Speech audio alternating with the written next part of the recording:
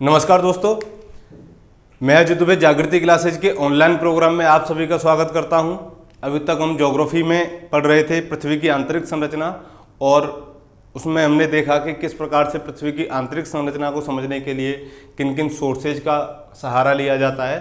तो उस क्रम में हमने देखा था कि घनत्व के आधार पर, तापमान के आधार पर, दाब के आधार पर, ठीक है, ज्वालामुखी और भूकंपी तरंगों के आधार पर किस प्रकार से तापमान जो पृथ्वी की आंतरिक संरचना है उसको हमने समझा कि जो पृथ्वी की आंतरिक संरचना है वो कितने भागों में बांटी गई है, और जो उसका सबसे प्रत्यक्ष जो सोर्सेज है उसका डायरेक्ट जो सोर्स है उसका जो सबसे शानदार सोर्स है वो क्या है कि भूकंपी तरंगों के अध्ययन के आधार पर पृथ्वी की आंतरिक संरचना को कितने पार्टों में बांटा गया है, 3 पार्टों में बांटा गया। आज हम उसी टॉपिक पर आज यहाँ चर्चा करने वाले हैं। तो देखिए कौन कौन सी परतें हैं, उनका नाम लिख लेते हैं एक बार। सबसे पहली परत है हमारी भूपर्पटी, जिसे क्रस्ट कहा जाता है। दूसरी है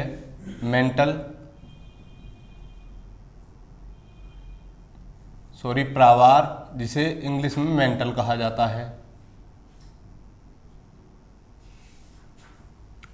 और सबसे आंतरिक जो परत है वो है क्रोड, जिसे हम कोर कहते हैं। ठीक है, तो किस प्रकार से इन परतों का विभाजन किया गया है इसको एक बार समझ लेते हैं। कि देखिए ये हमारी अर्थ हो गई और ये इसकी आंतरिक संरचना हो गई। तो देखिए सबसे ऊपर की जो परत है हमारी ये वाली, ये हो जाएगी क्रस्ट। इसके बाद में ये वाली परत मेंटल और ये कोर। अब हमें इसकी आंतरिक संरचना का अध्ययन कर रहा है तो हम इसको इस तरीके से काट लेंगे और यहाँ पर ले लेते हैं एक बार। देखिए ये पृथ्वी का आंतरिक भाग हो गया, ये सबसे ऊपरी परत, ये मध्य की परत और ये आंतरिक परत। तो जो सबसे ऊपर की परत है इसका नाम है क्रस्ट, मेंटल और कोर।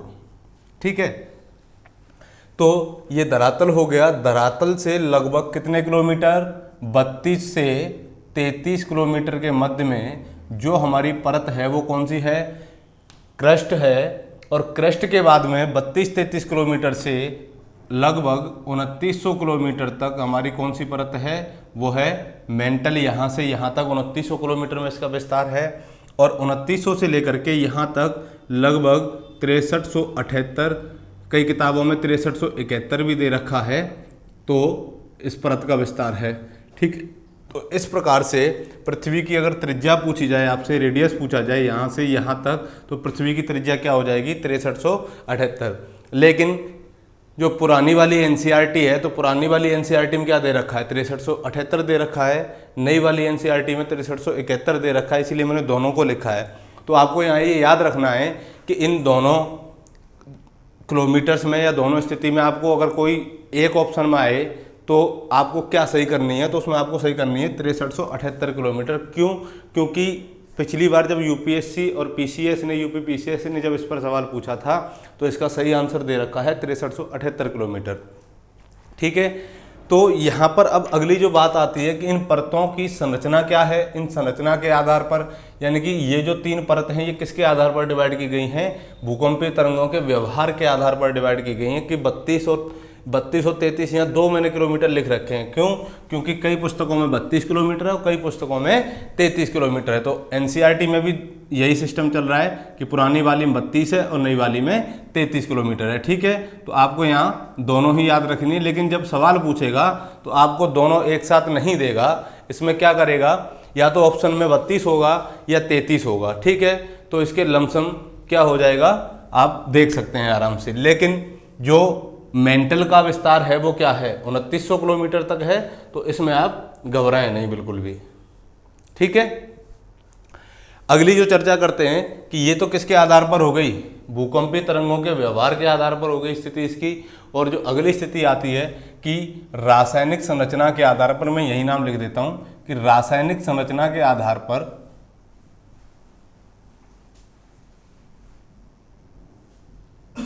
तो रासायनिक संरचना के आधार पर पृथ्वी को कितने भागों में विभाजित किया गया है? तो देखिए इसको 3 भागों में विभाजित किया जाता है, सियाल, सीमा और नीफे। ठीक है, सियाल का मतलब होता है यहाँ पर कि यहाँ नोट करते जाना आप, सियाल का मतलब है कि यहाँ सिलिका और एल्यूमिनियम मिलेगा, सिलिका प्लस एल्यूमिनियम। सीमा का मतलब होता है सिलिका प्लस मैग्नीशियम।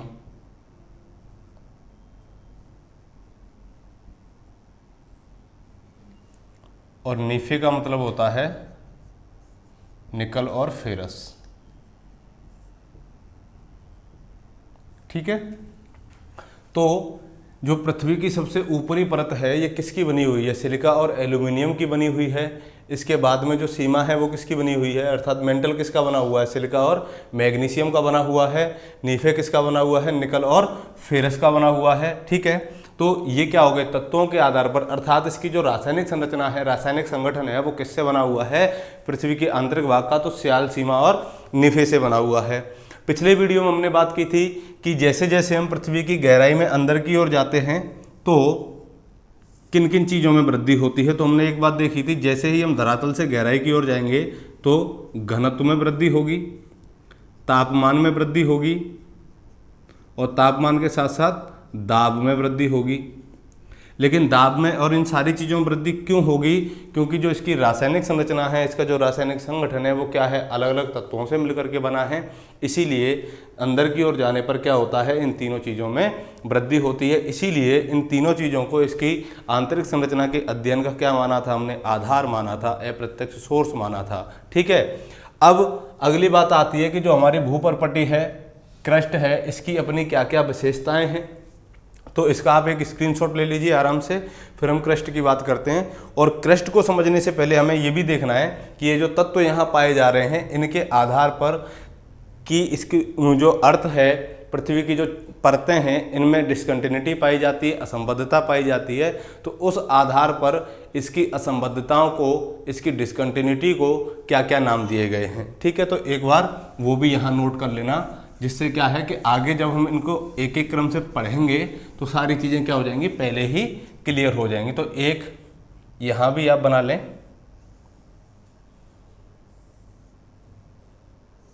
ये हमारी क्रस्ट, ये मेंटल और ये कोर। तो देखिए इनको क्यों अलग किया गया? यहाँ पर क्या मिल रहा है? सियाल यानी कि सिलिका और एल्यूमिनियम, यहाँ पर सीमा, सिलिका और मैग्नीशियम। लेकिन एक स्थान ऐसा होगा जहाँ पर ये दोनों तत्व क्या पाए जाएंगे? साथ साथ पाए जाएंगे, उसी को बोला जाता है असंबद्धता। ठीक है, क्योंकि अभी तक सियाल क्या मिल रहा था? एक क्रम में मिल रहा था, फिर यहाँ से और यहाँ तक सीमा एक क्रम में मिलेगा, लेकिन एक स्थान ऐसा आ जाएगा जहाँ ये दोनों, यानी कि अभी तक ये कंटिन्यूस रूप से मिल रहे थे, अब ये क्या हो जाएंगे? डिसकंटिन्यूस हो जाएंगे। इसीलिए इसको बोला जाता है डिसकंटिन्यूटी, यानी कि असंबद्धता। तो क्रस्ट को मेंटल से अलग करने वाली, तो ये वाली जो परत है अपनी कौन सी है? क्रस्ट है, ये मेंटल है और ये कोर है। ठीक है, तो क्रस्ट को मेंटल से अलग करने वाली जो संरचना थी आपकी, वो कौन सी होगी? मोहोविसिक असंबद्धता।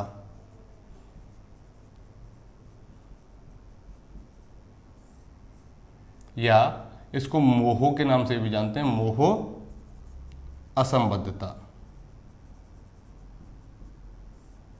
ठीक, उसके बाद में आता है कि मेंटल को कोर से अलग करने वाली संरचना का नाम क्या है? तो इसका नाम है गुटेनबर्ग।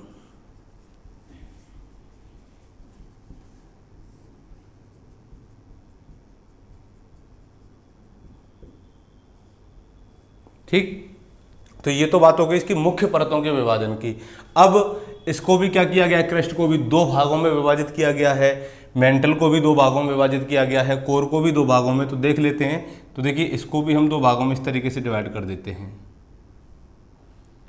मैं इसको यहाँ इसलिए इतने विस्तार से समझा रहा हूँ क्योंकि यहाँ से अब तक कई बार प्रश्न पूछे जा चुके हैं और भविष्य में भी यहाँ से प्रश्न पूछे जाने की संभावना रहती है। क्योंकि चाहे कोई भी सिविल सर्विस हो, चाहे राजस्थान सिविल सर्विस हो, MP सिविल सर्विस हो, रीट का एग्जाम हो, खासकर पटवार का हो, फर्स्ट ग्रेड का हो, किसी भी एग्जाम में ज्योग्राफी में यहाँ से क्वेश्चन आने की संभावना ज़्यादा रहती है, और किस प्रकार के तो सवाल यहाँ पूछे गए मैं उनकी भी यहाँ चर्चा करूँगा अभी आपसे, और किस प्रकार के आने की संभावना रहती है उसकी भी चर्चा करूँगा। तो देखिए, ये तो हो गया हमारा ऊपरी क्रस्ट, ये हो गया निचला क्रस्ट, ठीक है, ये हो गया ऊपरी मेंटल, ये हो गया निचला मेंटल, ये बाह्य कोर और ये आंतरिक कोर, ठीक। इसको विभाजित कर दिया अलग अलग परतों में। अब इस मैप, इस डायग्राम को एक बार आप इतनी अच्छे से याद रखना, क्योंकि देखिए कई बार क्या होता है कि सवाल बहुत आसान तरीके से पूछेगा, आपसे पूछ लेगा कि बताइए कोर को मेंटल से अलग करने वाली संरचना का नाम क्या है, तो आप आराम से बता सकते हो गुटेनबर्ग असंबद्धता। लेकिन जब आपसे पूछा जाए कि ऊपरी क्रस्ट को मेंटल से अलग करने वाली संरचना क्या है, तो भी आप आराम से बता दोगे मोवेसिक असंबद्धता। लेकिन कई बार क्या होता है कि चीज़ों को रटने से एग्जाम में थोड़ी सी प्रॉब्लम खड़ी हो जाती है, क्योंकि हम रट के तो किसी और भाषा में जाते हैं, लेकिन जब सवाल की भाषा परिवर्तित की जाती है, लैंग्वेज चेंज की जाती है, तब क्या होता है कि वहाँ हम कंफ्यूज हो जाते हैं। क्यों? क्योंकि जो रटने वाली विद्या होती है वो कभी सफल नहीं होती। इसीलिए मैं यहाँ आपको एक बार फिर से बोल रहा हूँ कि इस चीज़ को आप, इस डायग्राम को बहुत अच्छे से समझना। यहाँ से सवाल आने की संभावना क्या रहती है, सबसे ज़्यादा रहती है।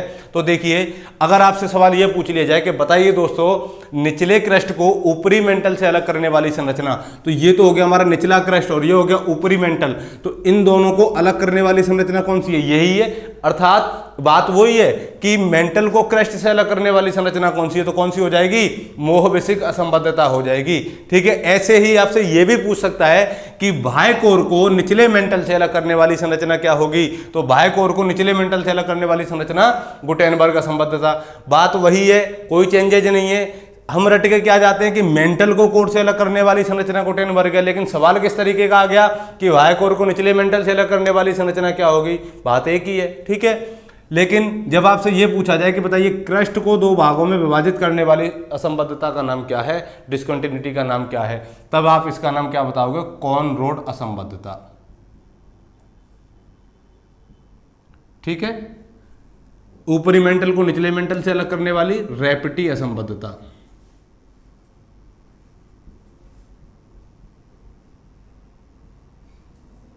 और बाह्य कोर को आंतरिक कोर से अलग करने वाली लेहमन असंबद्धता।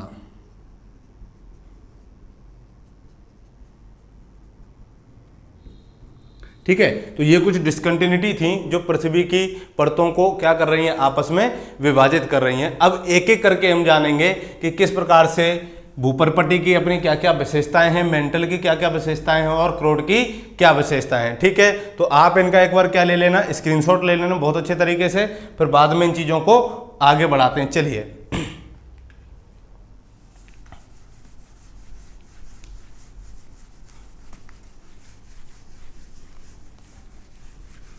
तो सबसे पहला जो पॉइंट है हमारा यहाँ क्या है, वो है आपका क्रस्ट।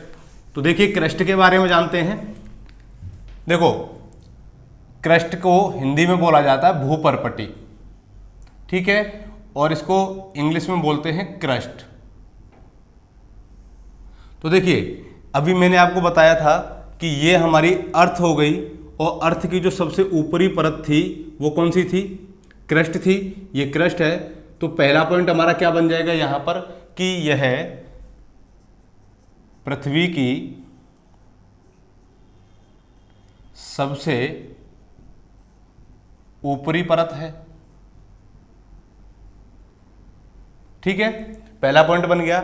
दूसरा पॉइंट क्या बनेगा कि सबसे ऊपरी परत है, तो अभी आपने देखा था कि जैसे जैसे हम गहराई में जाते हैं तो गहराई में जाने पर किस किस चीज़ में वृद्धि होती है? घनत्व में वृद्धि होती है, दाब में वृद्धि होती है, तापमान में वृद्धि होती है, ठीक है, और आयतन में कमी आती है। ये 4 पॉइंट आपको यहाँ याद रखने हैं। तो अगर आपसे ये सवाल पूछा जाए कि यह पृथ्वी की सबसे ऊपरी परत है। दूसरा पॉइंट हमारा आ जाएगा कि सबसे ऊपरी परत है तो इसका घनत्व भी क्या होगा, सबसे कम होगा। इसका दाब भी क्या होगा, सबसे कम होगा। इसका तापमान भी क्या होगा, अन्य परतों की अपेक्षा कम होगा। ठीक है, तो देखिए इस परत का ताप, दाब व घनत्व क्या होता है, सबसे कम होता है तीनों परतों में।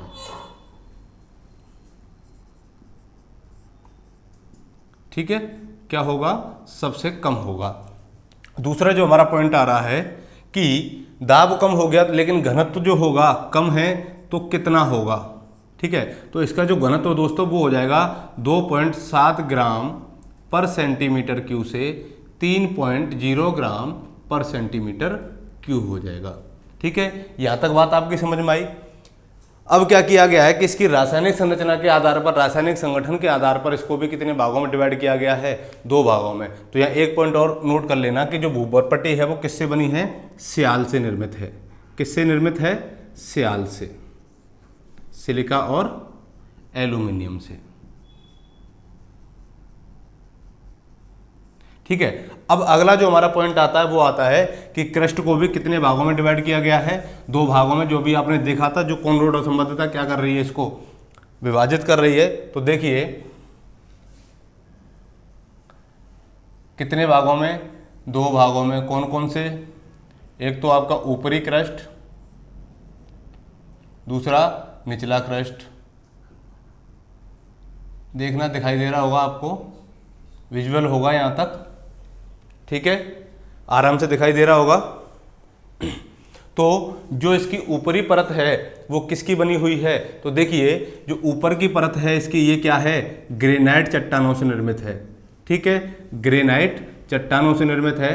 और जो इसकी निचली परत है, निचला जो क्रस्ट है, वो बेसाल्ट चट्टानों से निर्मित है। ठीक है, जो ग्रेनाइट चट्टान यानी कि जो महाद्वीपीय संरचना है वो तो ऊपरी क्रस्ट में है, और जो महासागरीय संरचना है वो निचली क्रस्ट में है।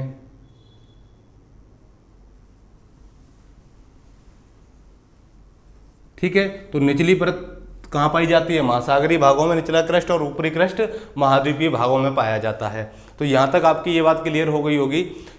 ठीक है, ये इसकी विशेषताएं हो गई। अब इसको भी हम एक डायग्राम की मदद से समझ लीजिए, अभी मालूम चल जाएगा आपको और भी बेहतर तरीके से।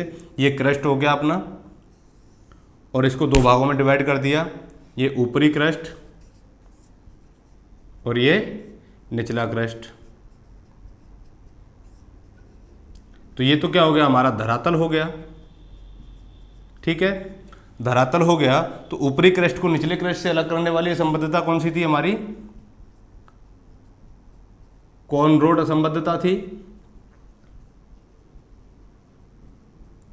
ठीक है, लेकिन निचले क्रस्ट के बाद में तुरंत क्या था, ऊपरी मेंटल था, या कह सकते हैं मेंटल का भाग था। तो ये वाली जो असंबद्धता हो जाएगी, ये कौन सी हो जाएगी हमारी, मोह विषय या मोह असंबद्धता हो जाएगी।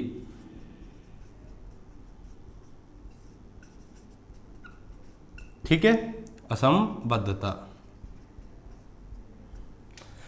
तो जो इसका ऊपरी भाग है ये किसका बना हुआ है, यानी कि महाद्वीपीय भाग किसका है, ऊपरी क्रस्ट का, और महासागरीय भाग निचले क्रस्ट का। ये बातें आप याद रखोगे। तो अगर बिल्कुल ये पूछा जाए आपसे, और भी गहराई से सवाल पूछा जाए कि बताइए ऊपरी क्रस्ट का जो घनत्व होगा वो कितना होगा, जब ये पूछा जाए तो आपको क्या बताना है कि इसका घनत्व होगा 2.7 ग्राम पर सेंटीमीटर क्यूब। जब ये पूछा जाए कि निचले क्रस्ट का घनत्व कितना है, तो निचले क्रस्ट का घनत्व कितना होगा दोस्तों, 3.0 ग्राम पर सेंटीमीटर क्यूब। अब बात करते हैं इसके विस्तार की, कि क्रस्ट का जो विस्तार है वो धरातल से कितने किलोमीटर तक है। तो अभी आपने देखा था इसका विस्तार धरातल से 32 से लगभग 33 किलोमीटर तक है। यानी कि यहाँ से हमें नीचे गहराई में कितना उतरना होगा, 32 या 33 किलोमीटर। पिछले वीडियो में हमने ये देखा था कि अभी तक जो पृथ्वी की खुदाई हो पाई है, ड्रिलिंग हो पाई है महासागरीय भागों में, वो कितनी हो पाई है। तो आर्कटिक क्षेत्र का आपने नाम सुना होगा। आर्कटिक क्षेत्र में एक क्षेत्र आता है कोला क्षेत्र, तो वहाँ पर अभी तक कितने किलोमीटर की ड्रिलिंग की गई है, 12 किलोमीटर की ड्रिलिंग की गई है। ठीक है, लेकिन जब आपसे यह पूछा जाए कि बताइए संसार की सबसे गहरी खान कहाँ पर स्थित है, तो संसार की सबसे जो गहरी खान है वो कहाँ है दोस्तों, वो है आपकी दक्षिण अफ्रीका में रॉबिन्सन गर्त। क्या नाम है उस खान का, रॉबिन्सन गर्त। कहाँ पे है ये, दक्षिण अफ्रीका।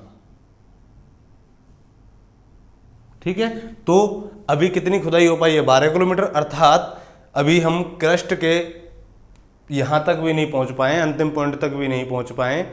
इसीलिए हमने पृथ्वी की आंतरिक संरचना के लिए घनत्व, तापमान, दाब और किसी भूकंपी तरंगों का अध्ययन किया था, ज्वालामुखी का अध्ययन किया था, और उनके आधार पर ही आज हमने क्या किया, इनके बारे में जाना। इसका आप एक और स्क्रीनशॉट ले लीजिए। ठीक है, चलिए अगला जो पॉइंट आता है हमारा वो क्या आता है, मेंटल प्रावार।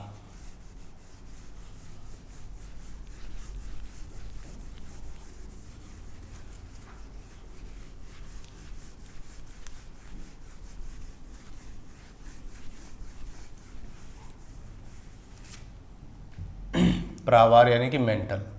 ये तो देखिए मेंटल क्या है कि भूपर्पटी के बाद की जो परत है वो क्या है, हमारी मेंटल है।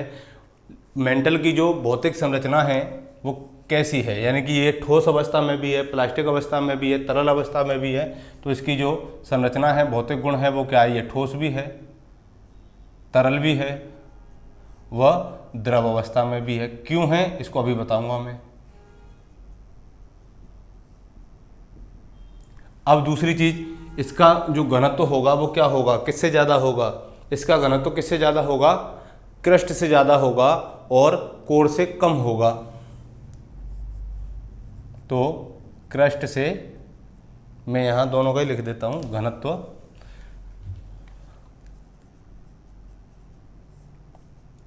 एक तरफ तो क्रस्ट और एक तरफ मेंटल। ठीक है, तो जहाँ चिड़िया का जो मुंह खुला रहता है वो क्या होता है, सर्वाधिक होता है, और जहाँ चिड़िया का मुंह बंद होता है वहाँ कम होता है। अगर इसकी को एक और नाम दे दूँ यहाँ पर कोर, तो इन तीनों का घनत्व तो एक साथ आ जाएगा। देखिए अब इस वाले पॉइंट से आप क्या समझ सकते हो, घनत्व का पॉइंट समझ जाओगे। अगर तापमान का समझना है तब भी तापमान कहाँ ज़्यादा होगा, कोर में ज़्यादा होगा। देखिए कितना, यहाँ क्रस्ट, तो क्रस्ट का टेम्परेचर क्या था, कम था, फिर मेंटल का अधिक, इसके बाद में कोर का हो जाएगा। ठीक है, तो टेम्परेचर के आधार पर भी यही संरचना बनेगी। लेकिन हमें यह देखना है कि इसको भी कितने भागों में डिवाइड किया गया था, 2 भागों में डिवाइड किया गया था।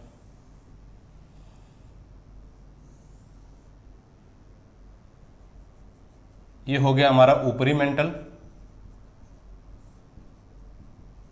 और ये हो गया निचला मेंटल। तो ऊपरी मेंटल को निचले मेंटल से अलग करने वाली जो संरचना थी, जो असंबद्धता थी हमारी, वो कौन सी थी, रैपिटी असंबद्धता।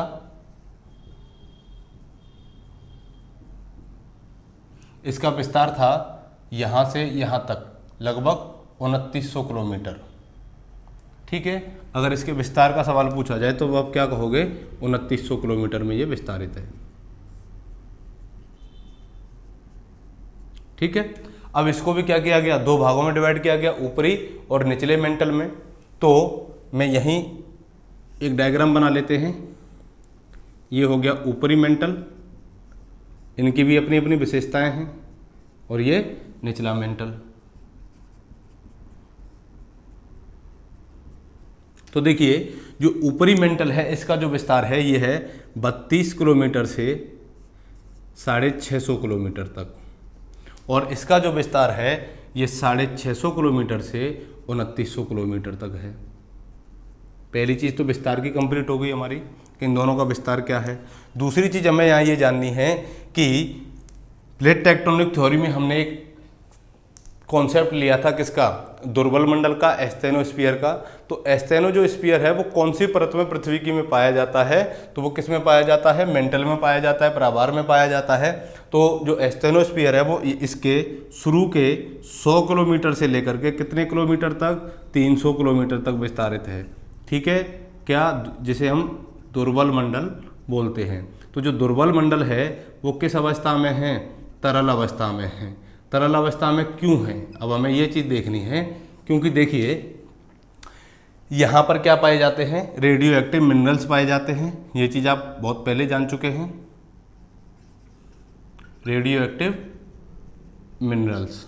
तो यहाँ रेडियो एक्टिव मिनरल्स क्या करते हैं, आपस में अभिक्रिया करते हैं, और आपस में अभिक्रिया करते हैं तो इनका क्या होता है, तापमान कितना हो जाता है, लगभग 1200 डिग्री सेल्सियस से ऊपर हो जाता है। और जब 1200 डिग्री सेल्सियस से इसका तापमान अधिक हो जाएगा तब क्या होगा कि यहाँ से कुछ तरंगें ऊपर उठेंगी, और उन तरंगों को क्या कहा जाता है, संवहनीय तरंग कहा जाता है। ठीक है, कौन सी तरंग कहा जाएगा, संवहन तरंग कहा जाता है। यही संवहन तरंग जब ऊपर की ओर उठती हैं, ऊपर की ओर जाएंगे तो ऊपर क्या है, चट्टान है, तो उन चट्टानों को तोड़ेंगी तब वो प्लेट क्या करेंगी, गति करेंगी, जिसे ही हम लोग क्या कहते हैं, प्लेट टेक्टोनिक थ्योरी कहते हैं। ठीक है, तो ये एक बहुत बड़ा रीजन है प्लेट टेक्टोनिक थ्योरी के लिए। अगला जो पॉइंट आएगा हमारा ये आएगा कि यहाँ क्या पाएगी, रेडियो एक्टिव मिनरल्स पाए गए, लेकिन जो निचला मेंटल है, निचले मेंटल में क्या पाए जाते हैं, तो देखिए दोस्तों यहाँ पाए जाते हैं मैग्मा चैम्बर। अब मैग्मा चैम्बर क्या होते हैं, तो देखिए ये अर्थ है, ये क्रस्ट, ये मेंटल और ये कोर। तो ये जो निचला हिस्सा है यहाँ पर क्या पाया जाएगा, गर्म तरल गाढ़ा पदार्थ पाया जाता है, जिसे क्या कहा जाता है, मैग्मा कहा जाता है। यही मैग्मा क्या होता है, धीरे धीरे भूगर्भ में ऊपर उठता है इस तरीके से, और चट्टानों को तोड़ते हुए ऊपर आ जाता है। ठीक है, और इस तरीके से ये अपनी आकृति बना लेता है, तो इसे क्या कहा जाता है, ज्वालामुखी कहा जाता है। ठीक है, जब ये ऊपर आ गया, यही गर्म पदार्थ, यानी कि जब तक ये गर्म पदार्थ कहाँ था, पृथ्वी के अंदर था, पृथ्वी के अंदर था, तो इसको हम कहते हैं क्या, मैग्मा। क्या कहेंगे, मैग्मा। लेकिन जब ये मैग्मा धरातल पर आ जाएगा, और धरातल पर आने के बाद इसमें जो जलवाष्प और जो गैसें होंगी वो क्या हो जाती हैं, वायुमंडल में उड़ जाती हैं। ठीक है, इस तरीके से वायुमंडल में उड़ जाएंगी, तब ये क्या हो जाएगा, उसके बाद में इसका नाम हो जाएगा लावा। तब क्या कहलाता है, ये लावा। और लावा धीरे धीरे ठंडा होके एक ठोस रूप धारण कर लेता है। जब ठोस रूप धारण कर लेता है, एक चट्टानी संरचना बन जाती है, जिसे हम क्या कहते हैं, आग्नेय चट्टान कहते हैं। तो अभी आपने उसमें देखा था क्रस्ट में, कि जो क्रस्ट का ऊपरी भाग है वो किस प्रकार की चट्टानों से बना है, ग्रेनाइट चट्टानों से बना है, जबकि उसका निचला भाग क्या है, बेसाल चट्टानों से बना है। तो देखिए किस तरीके से ये यहाँ से मान लो मैग्मा उठा, तो जरूरी नहीं है कि जितना मैग्मा पृथ्वी के मेंटल से उठा वो पूरा धरातल पर आ जाए। कभी कभी क्या होता है कि देखिए जैसे मैग्मा यहाँ से उठ गया और धीरे धीरे यहीं तक जा पाया, यहाँ तक ही जा पाया, फिर यहाँ तक गया और यहाँ आकर के ठंडा हो गया, और धीरे धीरे ही पृथ्वी के भूगर्भ में क्या हो जाता है, ठंडा होकर के जम जाता है। जब मैग्मा पृथ्वी के धरातल में, पृथ्वी के भूगर्भ में ठंडा होकर के जम जाता है, धरातल को पार नहीं कर पाता है, तो इससे जो निर्मित चट्टानें बनेंगी वो किस प्रकार की चट्टान बनेंगी, बेसाल्टिक चट्टान बनेंगी। और बेसाल्टिक चट्टान कहाँ बनती हैं, महासागरीय भागों में बनती हैं। इसीलिए जो निचला क्रस्ट है, निचले क्रस्ट की जो संरचना है वो किससे बनी हुई है, बेसाल्टिक चट्टानों से बनी हुई है। और ऊपरी क्रस्ट की जो संरचना है, अर्थात यहाँ लावा धरातल पर जम करके चट्टानों का निर्माण कर रहा है, तो यहाँ पर किस प्रकार की चट्टानें बन जाएंगी, ग्रेनाइट की चट्टानें बन जाएंगी। ठीक है, ये चीज़ आपकी समझ में आई। अब बात आती है कि जो अभी आपने देखा था कि जैसे जैसे हम धरातल से गहराई की ओर जा रहे हैं, घनत्व तो क्या होता जा रहा है, बढ़ता जा रहा है। क्यों बढ़ेगा घनत्व, तो देखिए धरातल पर क्या होता है, आंतरिक भागों की अपेक्षा दाब कम होता है, प्रेशर कम होता है। तो दाब प्रेशर कम होने की वजह से ऊपरी भाग का जो घनत्व होगा वो क्या हो जाएगा, कम हो जाएगा। जब आपसे इन दोनों चट्टानों के घनत्व की बात की जाए कि इन दोनों चट्टानों में घनत्व किसका कम होगा, तो ग्रेनाइट का, और इसका घनत्व क्या हो जाएगा, अधिक हो जाएगा। ठीक है, तो आप कह सकते हैं कि ऊपरी क्रस्ट की अपेक्षा निचले क्रस्ट का जो घनत्व होगा वो क्या होगा, अधिक हो जाएगा। अब मेंटल में ये क्या पाए गए, निचले मेंटल में मैग्मा चेंबर पाए गए, और यही मैग्मा चेंबर किसका निर्माण करते हैं, ज्वालामुखी का निर्माण करते हैं। मैग्मा चेंबर के ऊपर क्या पाया जाता है, एस्थेनोस्फीयर पाया जाता है। इसी एस्थेनोस्फीयर में रेडियो एक्टिव मिनरल्स पाए जाते हैं, वो अभिक्रिया करते हैं, और अभिक्रिया करने के बाद में उनसे तरंग उत्पन्न होती है, और उन तरंगों को क्या कहा जाता है, संवहन तरंग कहा जाता है। यही संवहन तरंग किसके लिए उत्तरदायी हैं, प्लेट टेक्टोनिक थ्योरी के लिए उत्तरदायी हैं, जिससे क्या हो रहा है कि प्लेटें आपस में मूवमेंट कर रही हैं, प्लेटों का अपसरण हो रहा है, प्लेटें अभिसारित हो रही हैं, संरक्षी गति से प्लेटें दौड़ रही हैं। तो ये तो हो गया क्या, हमारा मेंटल हो गया। इसको बहुत अच्छे तरीके से आपने समझा होगा, आप इसका एक स्क्रीनशॉट ले लीजिए, ठीक है। अब आगे बढ़ते हैं, जो हमारा अंतिम पॉइंट इसमें बचा है वो क्या है, कोर है। तो देखिए कोर के बारे में थोड़ी सी चर्चा कर लेते हैं विस्तार से, कि कोर की अपनी क्या क्या विशेषताएं, इसकी रासायनिक संरचना क्या है, ये किससे बना हुआ है। तो अगर ये पूछा जाए कि बताइए मेंटल की जो रासायनिक संरचना है वो किससे बनी हुई है, तब आप क्या कहोगे कि सीमा से, अर्थात सियाल और मैग्नीशियम, सिलिका और मैग्नीशियम कहाँ पाए जाते हैं, मेंटल में पाए जाते हैं, ठीक है। चलो अगला पॉइंट क्या आ गया अपना, क्रोड अर्थात कोर, ठीक। तो कोर को भी क्या किया गया है दोस्तों, दो भागों में डिवाइड किया गया। कैसे, ये कोर है, ये तो हो गई हमारी बाह्य कोर या बाहरी कोर, और ये आंतरिक कोर, और इन दोनों को अलग करने वाली संरचना लहमन असंबद्धता,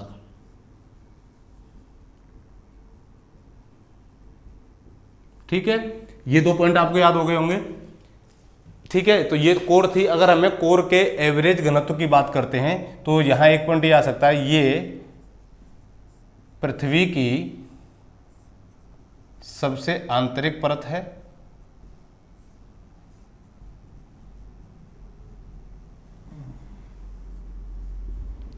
और पृथ्वी की सबसे आंतरिक परत है, तो इसका तापमान, घनत्व और दाब भी क्या होगा, सर्वाधिक होगा।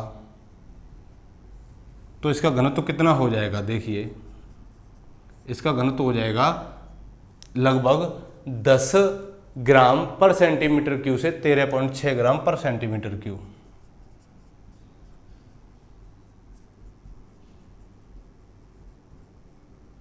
ठीक है। तो ये तो हो गई इसकी किसकी, घनत्व की बात। अब इसको भी क्या किया गया है, दो भागों में डिवाइड किया गया है। ऊपर देख ही लिया आपने कौन कौन से, बाहरी कोर और आंतरिक कोर।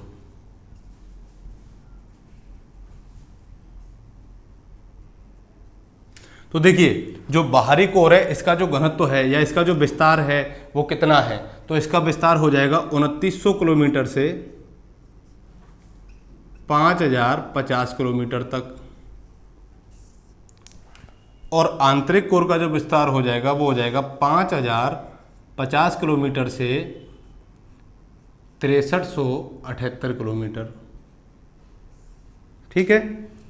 इसकी अपनी क्या विशेषता होगी, इसका घनत्व कितना हो जाएगा। अब इसका घनत्व पूछा जाए केवल कि बाहरी कोर का घनत्व कितना होगा, तो 10 ग्राम पर सेंटीमीटर क्यूब, और इसका घनत्व कितना हो जाएगा 13 ग्राम पर सेंटीमीटर क्यूब, ठीक है दोस्तों। यहां तक क्लियर हो गई आपकी बातें। अब यहां एक इंपॉर्टेंट पॉइंट ये आता है कि जो बाहरी कोर है ये क्या है, ये द्रव अवस्था में है, ठीक है। किस में है, द्रव अवस्था में। और जो हमारी आंतरिक कोर है ये किस अवस्था में है, ठोस अवस्था में। लेकिन जो बाहरी कोर है और जो आंतरिक कोर है, तो बाहरी कोर का टेम्परेचर आंतरिक कोर से कम है, लेकिन द्रव अवस्था में ये होनी चाहिए, ये क्यों है। यहाँ एक रीजन ये भी आता है, ये भी एक सवाल बनता है यहाँ पर। तो देखिए इसका रीजन क्या है, जो हमारी बाहरी कोर है इसका जो टेम्परेचर होता है ये क्या है, अधिक होता है। टेम्परेचर अधिक होने के साथ में यहाँ किस में कमी आ जाती है, दाब में कमी आ जाती है। जब यहाँ टेम्परेचर बढ़ने के साथ दाब में कमी आ जाएगी तो यहाँ पर जो पदार्थ पाए जा रहे हैं वो किस अवस्था में पाए जाएंगे, द्रव अवस्था में पाए जाएंगे। दूसरी चीज, यहाँ टेम्परेचर बढ़ने के कारण किसका निर्माण होता है, आवेशित कणों का निर्माण होगा। किसका, आवेशित कणों का निर्माण होगा। और यही आवेशित कण क्या करते हैं, विद्युत चुम्बकीय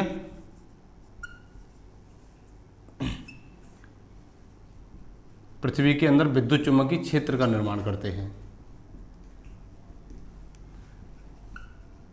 तो देखिए ये जो विद्युत चुम्बकीय क्षेत्र है इसका बहुत बड़ा रोल है अपने अर्थ में। तो देखो विद्युत चुम्बकीय क्षेत्र यानी कि जब कोर हमारी क्या करती है, घूमती है, जब कोर घूमेगी तो क्या होता है, इलेक्ट्रोमैग्नेटिक फील्ड जनरेट होता है। और इलेक्ट्रोमैग्नेटिक फील्ड जब जनरेट होगा तो बहुत ही आसानी से हम लोग हवाई जहाज उड़ा सकते हैं। आपने भी बचपन में कई सारे हवाई जहाज उड़ाए होंगे। जब मान लीजिए पृथ्वी का इलेक्ट्रोमैग्नेटिक फील्ड विद्युत चुम्बकीय क्षेत्र कम हो जाएगा या बल कम हो जाएगा, तब क्या होगा कि आसमान में जितने भी पक्षी उड़ रहे हैं, हवाई जहाज उड़ रहे हैं, वो क्या हो जाएंगे, अपना संतुलन खो देंगे। और अपना संतुलन खो देंगे तो वो कहाँ आ जाएंगे, नीचे अर्थ पर आ जाएंगे, धरातल पर आ जाएंगे, पृथ्वी पर आ जाएंगे। ठीक है, इसके ऊपर एक मूवी भी बनी हुई है हॉलीवुड की, जिसका नाम ही है द कोर। क्या नाम है, द कोर।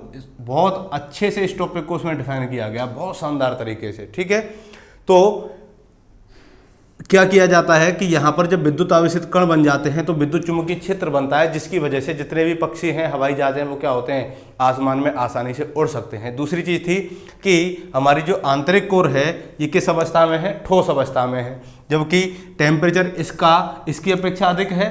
तो क्यों है, तो देखिए यहाँ पर टेम्परेचर बढ़ने के साथ साथ किसमें कमी आ रही है, दाब में कमी आ रही है, प्रेशर में कमी आ रही है। लेकिन यहाँ टेम्परेचर के साथ साथ क्या होता है, प्रेशर बढ़ता है, दाब बढ़ता है।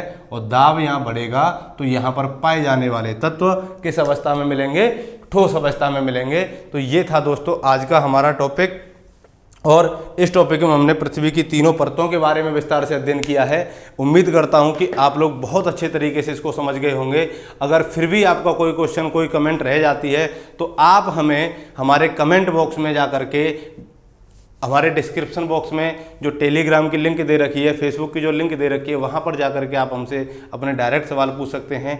और स्क्रीन पर आपको हमारा व्हाट्सअप नंबर दिखाई दे रहा होगा, जहाँ से आपके सवालों के जवाब जल्दी से जल्दी 24 घंटे के भीतर देने की कोशिश की जाएगी। तब तक के लिए मस्त रहिए, व्यस्त रहिए। थैंक यू, धन्यवाद।